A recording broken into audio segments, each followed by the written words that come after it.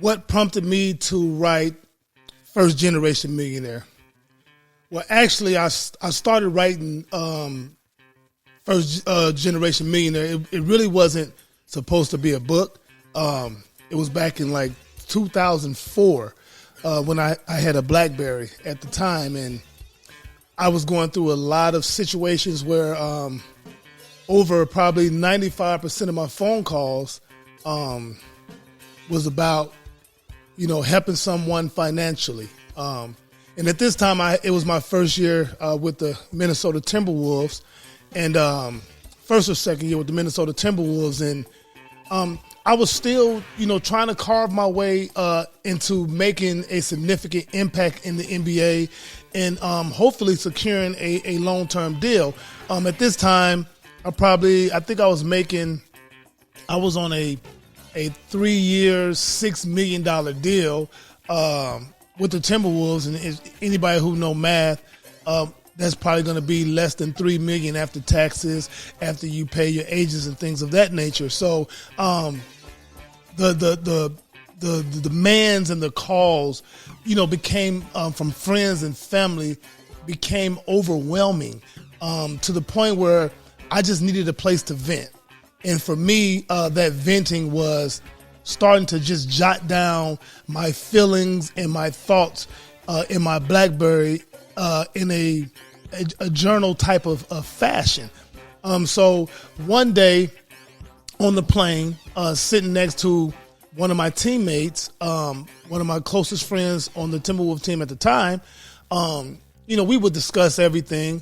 And for me, I felt embarrassed about how I was feeling. I felt embarrassed about the relationships with family and friends that were dwindling, that had crashed because of the position I was in, and me trying to navigate to the point where at times I wouldn't answer the phone for weeks and months at a time because it had just got so overwhelming, and that turned disgruntled between family and friends because now all of a sudden you're not answering your phone, you can't help me out, and things of that nature. So it just applied a lot of pressure, and it was embarrassing to open up to anyone about the situation that I was going through.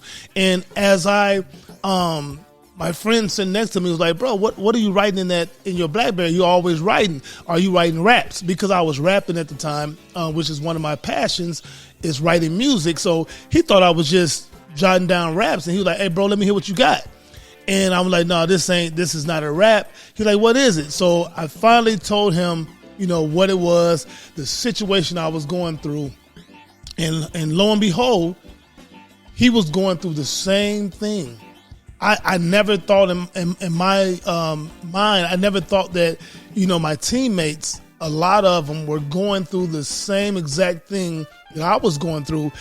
This is like my 4th year in the NBA, so I had never been around a bunch of young black men who were millionaires, right? So it never dawned on me that they would be going through the same thing as I was going through because it was my first experience. So as I got to telling him the things I was going through, he had the similar situations.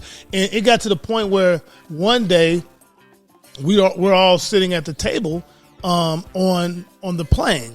And we're playing cards, and we're sitting there, and these are some big time players who had made a lot more money than me, and we're sitting there, and everyone is spilling their guts out of the situations they've been in with family and friends. Some of the run-ins with friends and people who had threatened their lives, family members and friends, and some of the stuff that demands from family and friends that they were going through.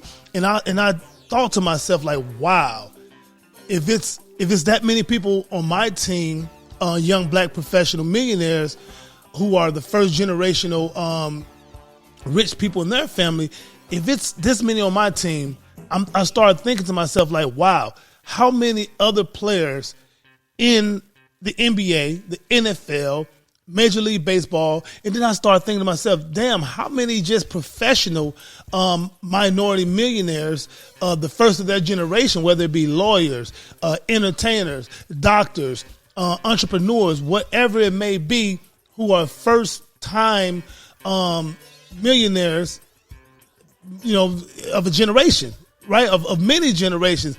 So I got to thinking to myself, like, this is a phenomenon that needs to be unpacked, because it carries a lot of trauma, and I could just tell the passion in which some of these guys spill their stories out with, that it really bothered them.